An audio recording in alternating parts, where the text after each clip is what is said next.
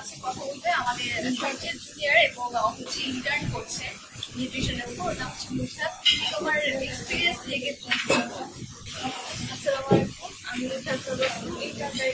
SIBM hospital. আমি আজকে আমার সিনিয়র আপুদের সাথে একটা প্রোগ্রামে এসেছিলাম, আর হচ্ছে আজকে নারী দিবস উপলক্ষে আমাদের অনেক সুন্দর একটা প্রোগ্রামের আয়োজন করছে।